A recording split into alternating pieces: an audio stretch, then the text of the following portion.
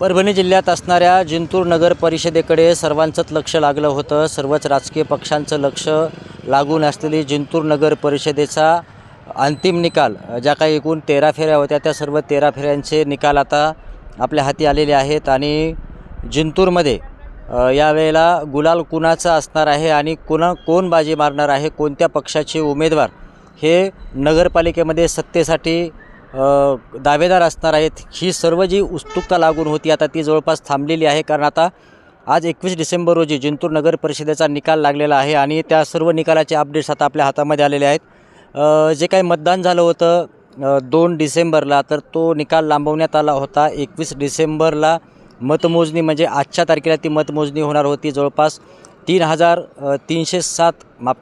30,307 लोकांनी आपल्या मतदानाचा हक्क जिंतूरमध्ये बजावला होता। आणि यामध्ये एरवी असणारी जी काही लढत दुरंगी असायची, तर यावेळेला मात्र काँग्रेसने मध्ये एंट्री करून यावेळची जी निवडणूक होती तर ती आता तिरंगी लढत झाली होती।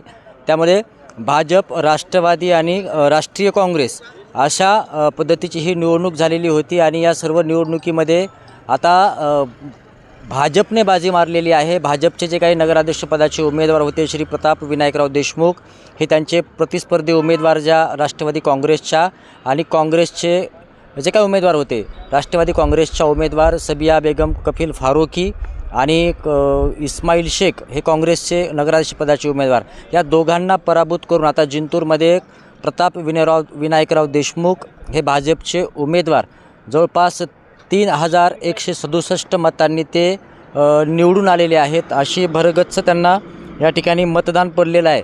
तर जे काही एकूण सर्व जे उमेदवार आहेत, तर कुणाला किती मतदान पडलेलं आहे हे सर्व अपडेट्स मी तुम्हाला आपल्याकडे मिळालेल्या माहितीच्या आधारे मी सांगतो आहे। कारण निवडणूक निर्णय अधिकारी, सार्वत्रिक निवडणूक जिंतूर नगर परिषद यांनी ही माहिती आता नुकतीच दिलेली आहे। आणि त्यामध्ये जिंतूर नगर परिषदेचे जे काही उमेदवार होते, तर ते उमेदवार बहुजन समाज पार्टीचे श्री राजेंद्र सहादूजी घनसावत यांना एकूण 285 मतं मिळालेली आहेत।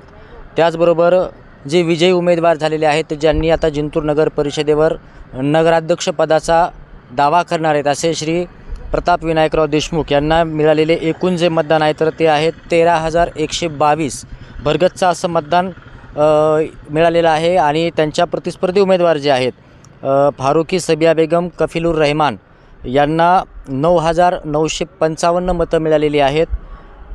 त्याचबरोबर अपक्ष उमेदवार जे होते श्री सचिन विष्णू राठोड, ज्यांची चर्चा संपूर्ण परभणी जिल्ह्यामध्ये होती, एक धडाडीचा कार्यकर्ता म्हणून जे अपक्ष या रणांगणामध्ये उतरले होते, त्यांना 356 मतं मिळालेली आहेत।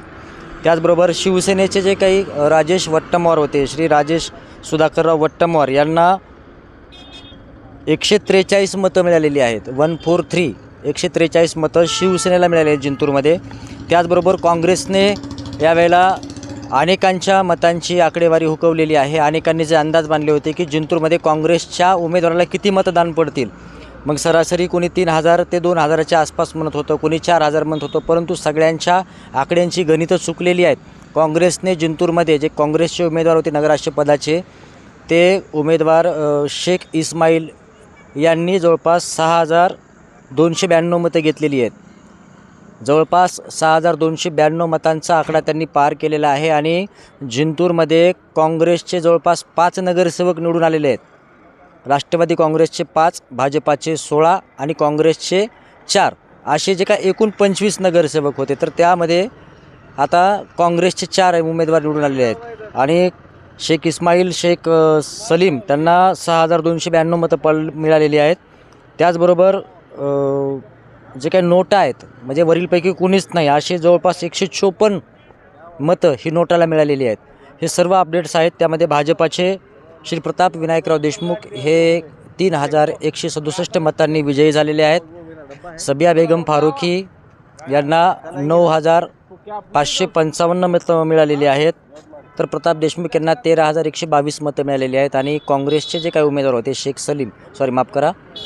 शेख इस्माईल यांना 6,292 मतं मिळालेली आहेत। म्हणजे जवळपास हे जे काही मताचं जे गणित होतं ते आता क्लिअर झालेलं आहे। आणि जिंतूरमध्ये भाजपाची सत्ता स्थापन होणार हे चित्र आता स्पष्ट आहे। कारण अगदी स्पष्ट बहुमत भाजपला मिळालेलं आहे। 16 नगरसेवक जिंतूरमध्ये निवडून आले आहेत भाजप पक्षाचे। नगराध्यक्ष 13,122 मतं त्यांना मिळालेली आहेत. जवळपास 3,167 मतांनी ते निवडणूक जिंकलेले आहेत. राष्ट्रवादी काँग्रेसला 9,955 आणि काँग्रेसला जे राष्ट्रीय काँग्रेस पंजा यांना 6,292 मतं मिळालेली आहेत. काँग्रेसचे 4 नगरसेवक निवडून आलेले आहेत. मी परत सांगतो, राष्ट्रवादी काँग्रेसचे 5 आणि भाजपाचे 16 असं गणित जिंतूर नगर परिषदेमध्ये असणार आहे. आणि आता जवळपास भाजपाला बहुमत सिद्ध झालेलं आहे आणि जिंतूरमध्ये भाजपाचा भगवा झेंडा फडकलेला आहे. त्यामुळं आता जिंतूरमध्ये भाजपाची सत्ता आलेली आहे. नगराध्यक्षपद श्री प्रताप विनायकराव देशमुख हे 3,167 मतांनी विजयी झालेले आहेत. त्यामुळं अनेकांनी अंदाज बांधले होते की काँग्रेस पक्ष किती मतदान खाणार, काँग्रेसमुळं कुणाचं नुकसान होणार. राष्ट्रवादी काँग्रेसचे ज्या काही सबिया बेगम फारुकी होत्या त्या निवडणूक जिंकतील असा प्रचंड विश्वास राष्ट्रवादी काँग्रेस पक्षाच्या नेत्यांना आणि त्यांच्या सर्व कार्यकर्त्यांना होता. परंतु ते सपशेल अपयशी ठरलेले आहेत. केवळ 5 नगरसेवक राष्ट्रवादी काँग्रेसचे आलेले आहेत आणि सबिया बेगम फारुकी यांचा या ठिकाणी पराभूत झालेला आहे. त्यामुळे आता निर्विवादपणे भाजपाची सत्ता ही जिंतूर नगर परिषदेमध्ये स्थापन होणार आहे, यामध्ये दुमत नाही. सहकारी शेख रहीमसह रत्नदीप शेजावळे, जागर न्यूज, जिंतूर, परभणी.